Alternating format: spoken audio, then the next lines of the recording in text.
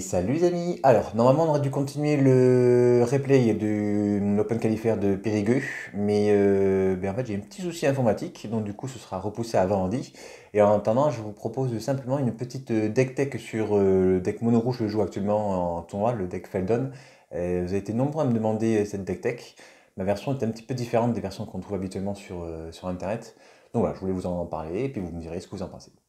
Alors avant toute chose, je tenais à dire que je ne suis pas un pro player, je suis juste un joueur qui aime bien pousser les cartes, donc ce deck me convient parfaitement, et j'ai fait pas mal de tournois récemment pour essayer de me qualifier aux France, d'ailleurs j'ai réussi avec ce deck, et donc du coup je commence à bien le maîtriser, c'est un deck avec lequel on peut facilement passer un bon moment, parce que les parties durent en fait très peu de temps, on va durer 20 minutes en général. Quand on gagne, c'est tour 5, tour 6 en général face à un deck contrôle. Face à un autre deck aggro, forcément c'est un petit peu plus long parce qu'il faut qu'on élimine les créatures adverses qui nous gênent. Mais voilà, c'est un deck qui est facile à jouer, voilà, et qui coûte vraiment pas cher. Il faut compter entre 200 et 250 euros pour le deck complet, parce que moi en plus je ne joue pas les fetch. Je ne joue pas les fetch pour plusieurs raisons. Certains vont me dire, ben non, c'est ultra important d'épurer le deck. Alors déjà, cette raison à voir donc du coup dans son pack des terrains qu'on peut exiler, donc pour pouvoir juste espérer piocher moins de terrains, sachant qu'en plus 37 terrains c'est vraiment un bon niveau. J'étais passé à 36 et je suis repassé à 37, je faisais trop de mulligan à 36, à 37 c'est vraiment idéal. J'ai fait plusieurs tournois et là où j'ai fait le moins de mulligan c'est quand j'avais 37. Je ne joue plus les fetch parce que je ne joue plus la canaliseuse de la rage du dragon. Je la trouve trop molle. Donc en fait, elle peut être un invoque 1-1 tout court. Dès qu'on lance un sort non créature, on surveille 1. Donc on va pouvoir mettre des cartes au cimetière et ainsi le remplir plus rapidement. Mais malgré tout, c'est assez lent, je trouve, d'avoir en fait donc créature. En général, ça sera créature, éphémère, rituel et terrain. Mais ouais, je trouve ça un petit peu lent. Elle n'est pas célérité. Le premier tour, d'avoir une canaliseuse sur le champ de bataille, c'est pas ultime, même si ça permet en effet d'épurer peut-être un petit peu ses arrivées. Mais moi, je suis dans une optique où chaque carte dans mon deck est bonne, donc j'ai pas spécialement envie de les mettre au cimetière. Bon, c'est vrai que parfois on a envie de mettre des cartes comme l'élémental d'étincelle de l'enfer au cimetière, comme le phénix de cendre, comme le tonnerre de l'enfer. Mais voilà, malgré tout, je la trouve trop molle cette carte, donc du coup, je me dis c'est une des raisons pour laquelle je peux dégager les Fetchland. Et celle-ci aussi, le sinistre Lavancien, qui exploitait bien notre cimetière. Le tour où elle arrive en jeu, elle ne fait rien. Alors vous allez me dire, oui, mais après, au tour 2, on peut faire quelque chose. Le problème, c'est imaginez face à un Yoshimaru, on la pose tour 1, elle ne fait rien. Donc son adversaire a peut-être déjà un Yoshimaru ou va le poser si on a commencé. Tour 2, on a envie de tuer Yoshimaru, mais on va du coup perdre un petit temps en fait, parce qu'on n'aura pas pu poser Feldon. On aurait eu un manière de dégager pour pouvoir faire autre chose. Mais par exemple, donc du coup, moi les deux cartes que j'ai rentrées contre Yoshimaru, c'est le Mog Fanatique et l'autre le Brandon Fanatique. C'est deux cartes anti-Yoshimaru qui sont très très bien et qui m'ont vraiment... elles ont été un petit peu anti-foudre et en fait souvent l'adversaire n'a pas posé son chien dès le premier tour, a été hésitant et c'est vrai que c'est des créatures qu'on voit pas souvent et qui perturbent beaucoup l'adversaire quand il joue Yoshimaru, donc c'est très très bien et je les préfère du coup largement donc à ces deux cartes. Il me fallait donc virer 2 tour 1 pour pouvoir mettre ces deux là à la place et c'était vraiment l'occasion d'enlever ces deux créatures. J'ai mis aussi à batterie lapin, je suis un peu moins fan. C'est pas mal, on peut, donc du coup, donc c'est une créature qui est 1-1 célérité, et après on peut payer un rouge pour la faire devenir un équipement et pour équiper une créature. Et donc du coup, imaginons qu'on a équipé une de nos créatures, quand on a équipé, en fait, ce n'est plus une créature. Et si on prend une vrasse, ça va redevenir ensuite une créature. Donc c'est intéressant pour garder une créature, mais c'est pas ultime. C'est une des cartes, je pense, qu'on peut gicler, qui est pas vraiment top dans mon pack.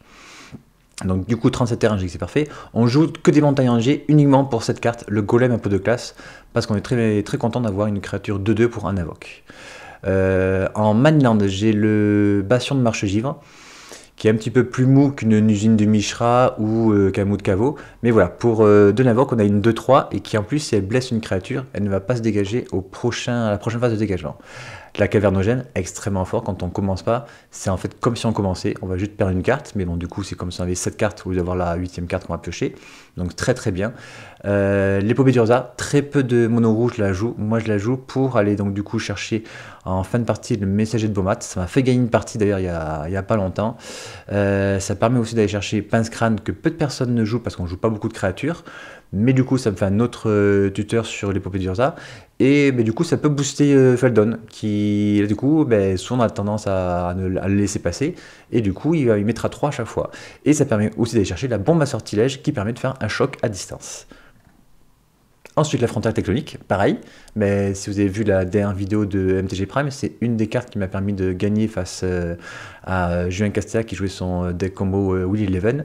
Je lui ai cassé son 4e terrain qui faisait du vert, et qui faisait 3 couleurs, et du coup c'est vrai que ça l'a empêché de jouer. Et c'est vrai que maintenant j'y repense, ça m'a aussi fait gagner il n'y a pas longtemps un autre tournoi où le joueur voulait avoir 2 mana verts dans son Yoshitana, et je lui ai cassé un des 2 verts, et il ne pouvait plus jouer ces créatures qui avaient donc 2 mana verts dans colocation.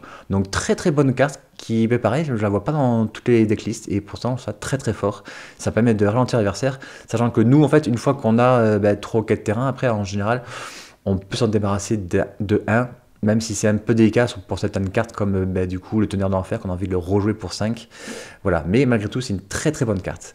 Le Grand Fourneau, pourquoi? Parce que c'est un terrain artefact, et parce qu'il y a donc du coup un truc intéressant à faire avec l'épopée d'Urza. Quand on crée une créature construction, ça peut arriver parfois le deck soit un petit peu lent en face, qu'il ait eu beaucoup de gestion, on peut donc du coup s'amener à créer des jetons de construction, et donc du coup avoir le Grand Fourneau, ça peut être bien. Et il y a une autre carte aussi qui rentre bien avec, c'est un petit blast en éphémère, voilà, c'est la salve zingante, qui peut coller 2 pour 1 rouge, ou qui peut coller 4 si on a à la place 3 artefacts. Donc ça peut arriver assez facilement, donc, du coup avec par exemple une créature comme Monsieur de Bomat ou le golem à peau de glace, un artefact comme Sculplamp ou bombe à sortilège, et puis donc du coup on aurait peut-être un terrain comme le Grand Fourneau, ou un terrain comme l'usine de Mishra par exemple qu'on pourrait activer, ou tout simplement ensuite un jeton construction. Voilà, donc très très bien. Donc le mot de caveau et l'usine de Mishra, encore 2 maintenant, donc très très bien, surtout l'usine de Mishra qui peut devenir 3-3 quand elle bloque. Les ruines de Ramunap, je m'en suis pour l'instant encore jamais servi pour achever l'adversaire.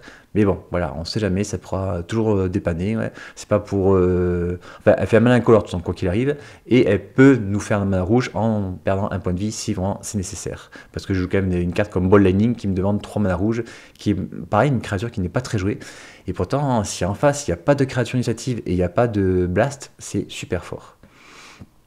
Shinka, parce que bon, ça fait du rouge quoi qu'il arrive, et ça permet de donner à Feldon l'initiative si besoin.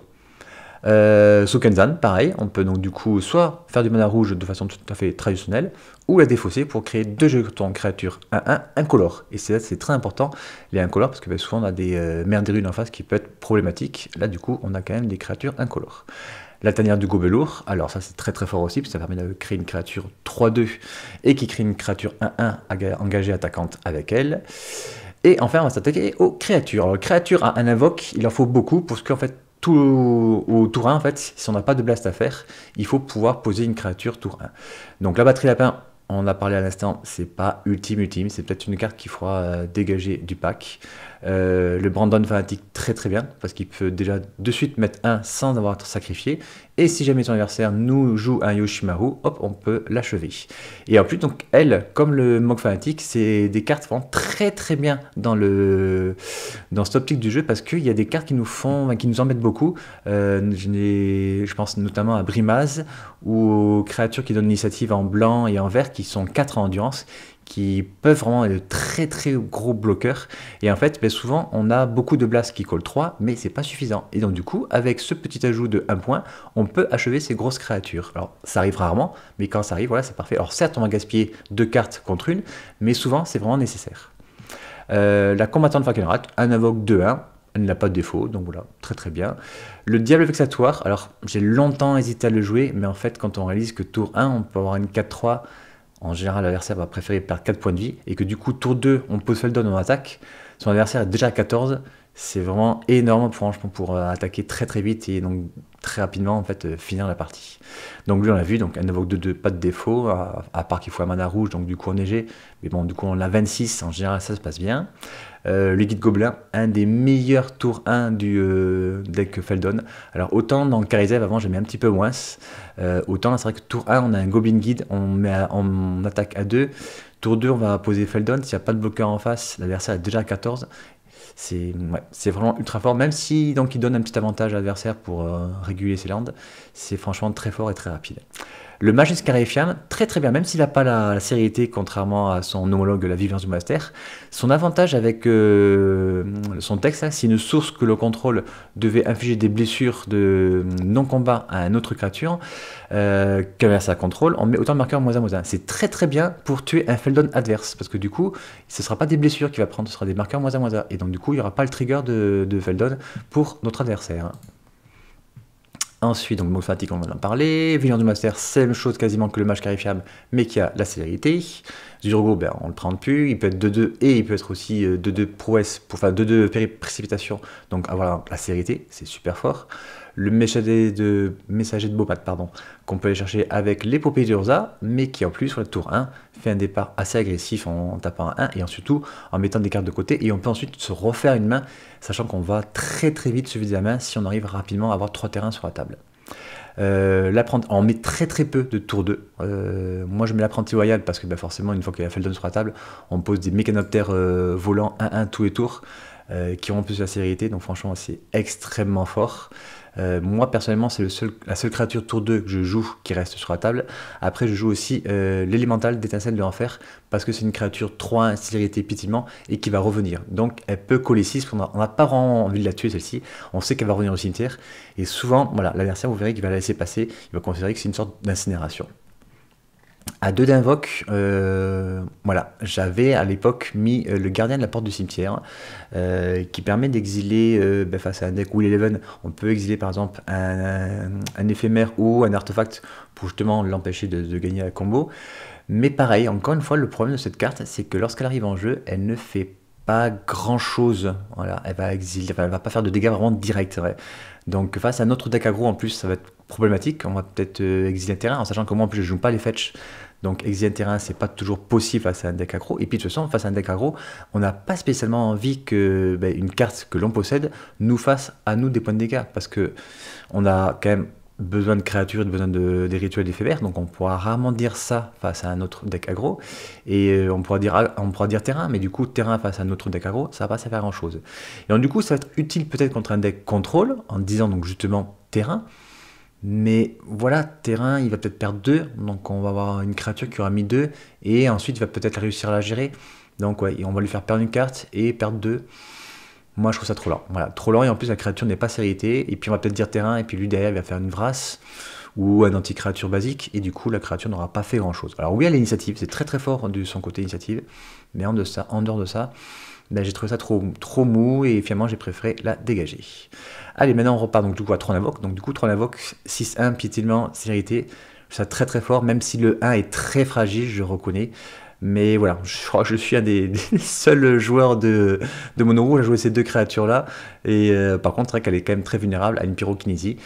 Mais voilà, je trouve que mettre 6 pour 3 Navox, c'est très très fort. Tout ce qui met 6, c'est ultra fort dans le pack.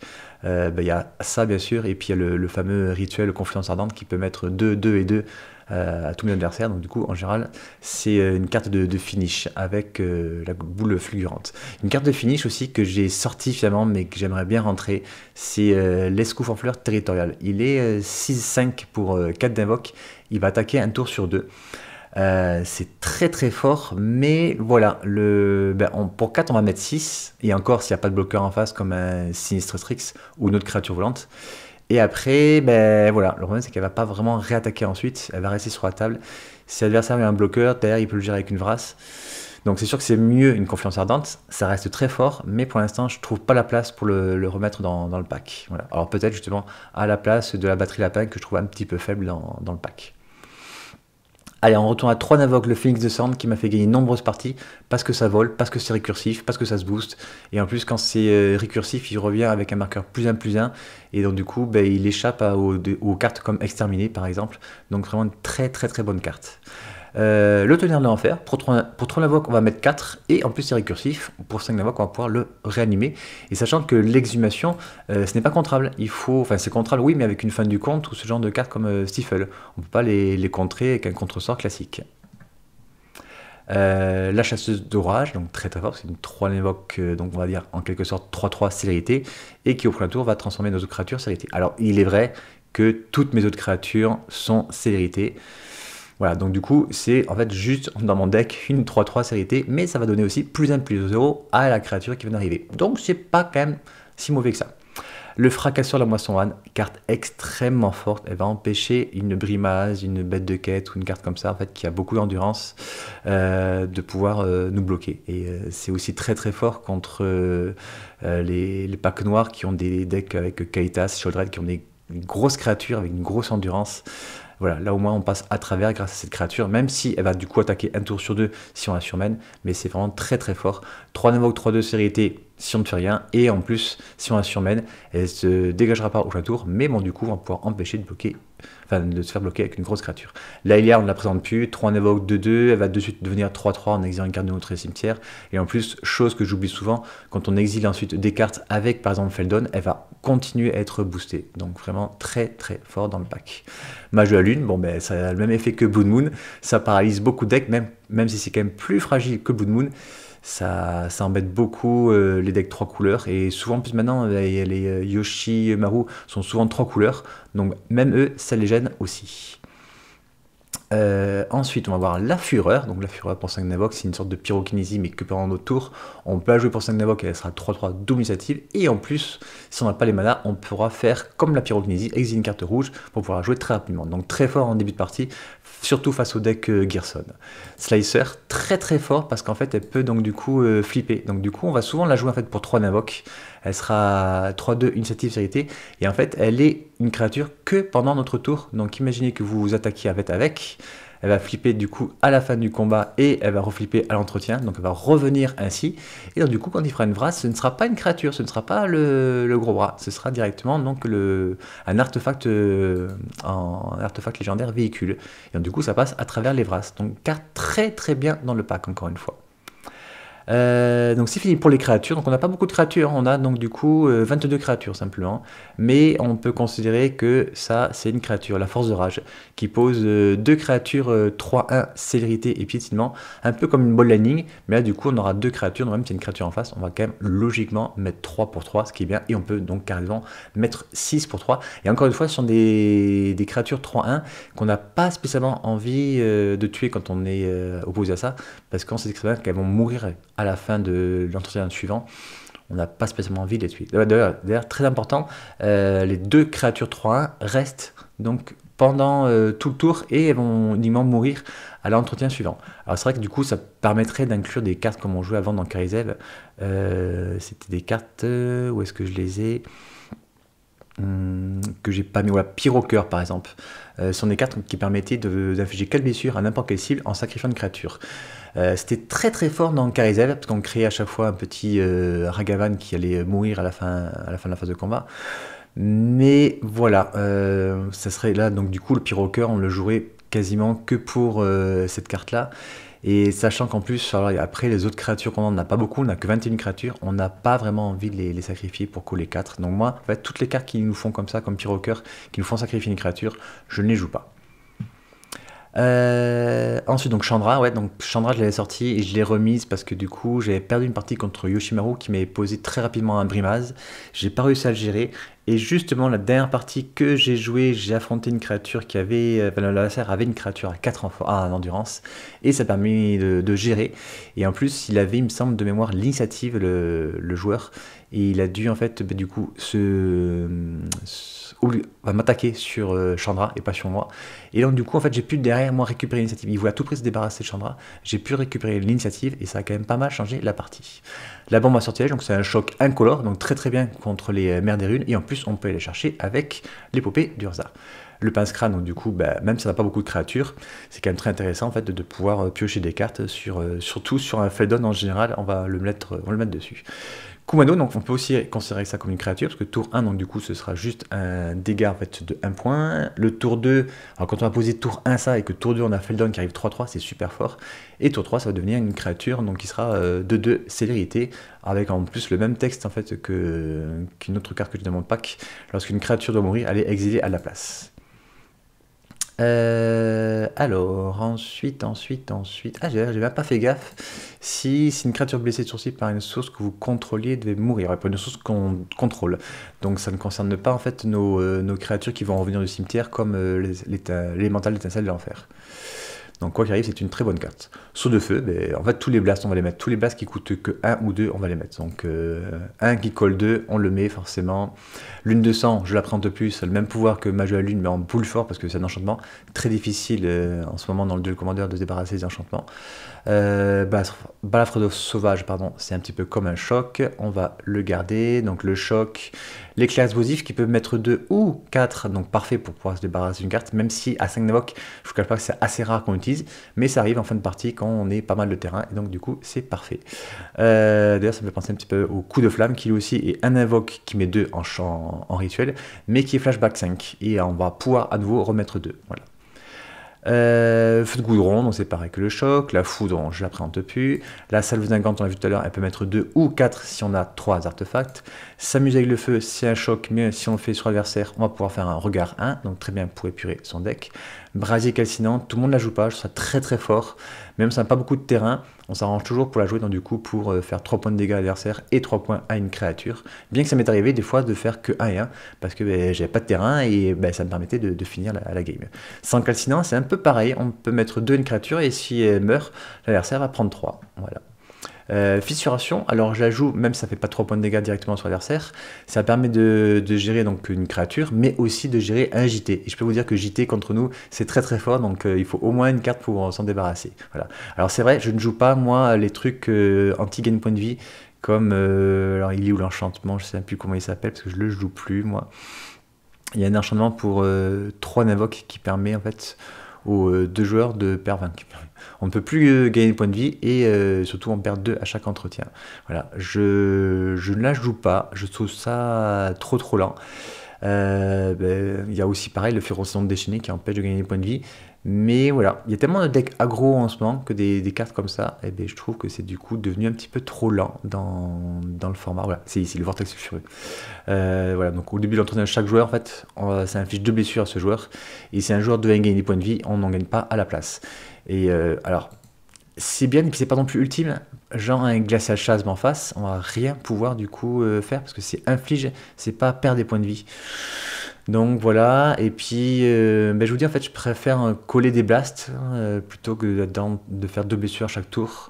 Même si y a des joueurs qui veulent gagner point de vie avec par exemple tout ce qui est Griselbrand, donc les decks Diada.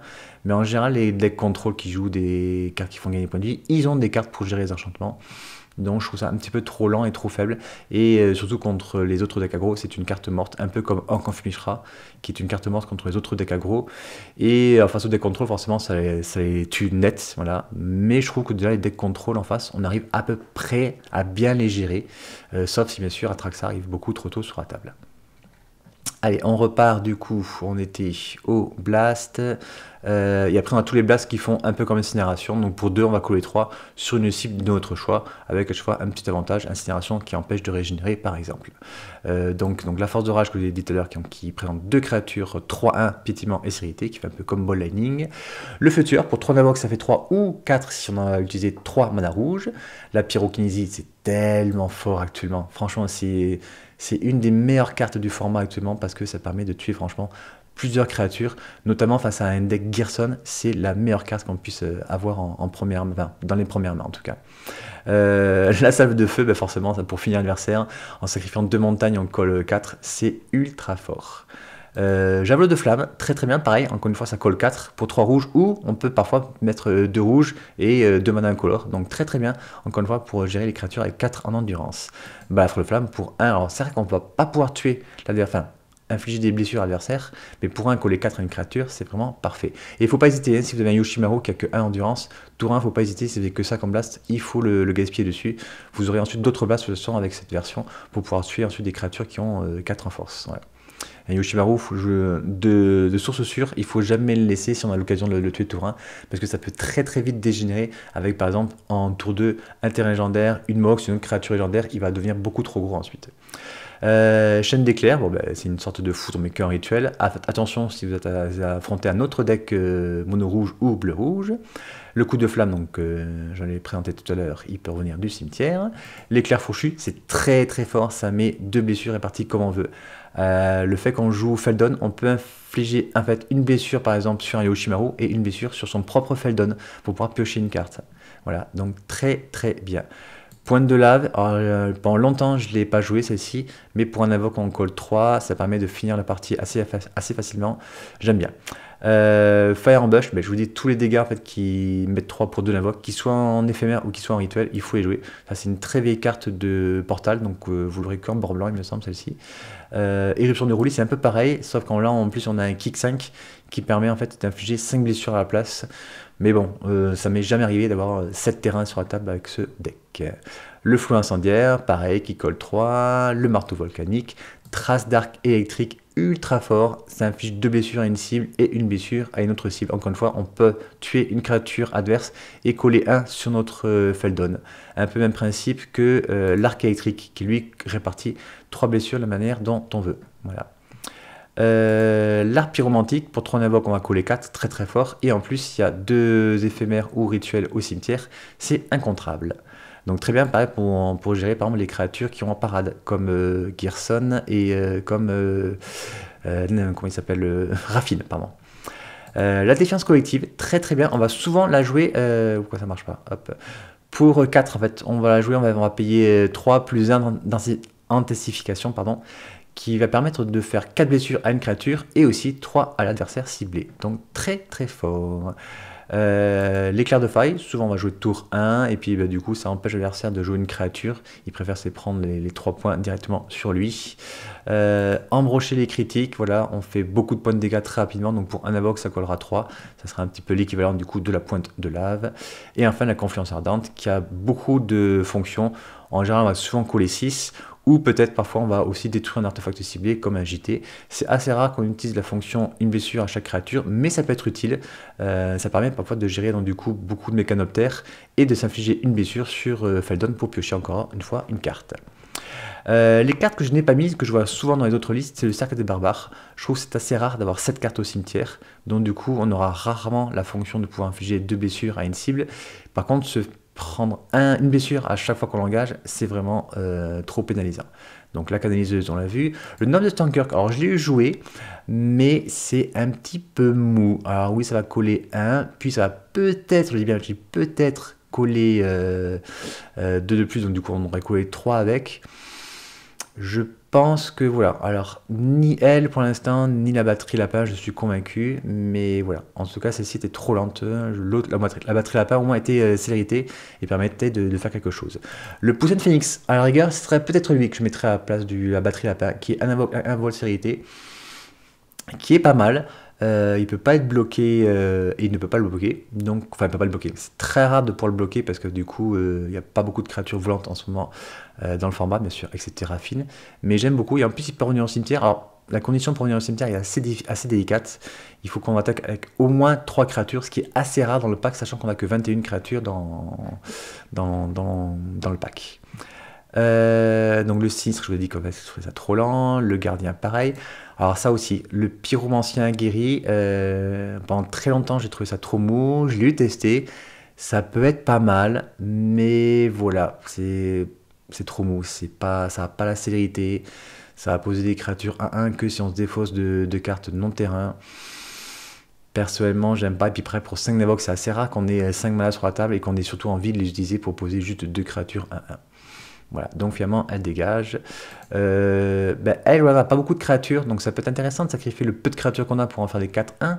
Mais du coup, parfois on va avoir des 2-2 qu'on va faire devenir en 4-1 et on sera encore plus vulnérable à une fureur ou une pyrokinésie. Donc finalement, j'ai préféré ne pas l'inclure. Le Féroncidon déchaîné, je vous dis, le fait qu'elle nous fasse aussi des points de dégâts quand on va poser des créatures, qu'elle ne soit pas célérité, j'ai trouvé ça trop lent et j'estime que qu'il y a trop de decks aggro en ce moment, donc du coup elle n'a plus sa place. Le géant Krakos, alors ça, je sais, ça a été assez délicat de le sortir parce que ben, c'est une carte qui va revenir en fait en call 2 pour 2, ce qui est un petit peu lent, mais après pour tourner invoque, on a une 4-3 qui va encore coller 2 si on essaie de la blaster. Mais voilà, c'est un petit peu mou et ben, pour l'instant, je trouve que ben, ça n'a plus sa place dans le pack. Euh, pour un invoque, on peut coller 2. Là, c'est vraiment pour 2 qu'il faut le coller 2. C'est trop lent par rapport à un choc, je trouve. Oui, alors voilà, lui, voilà, je me tâte beaucoup à la rentrée. C'est Cérité, donc ça me plaît beaucoup.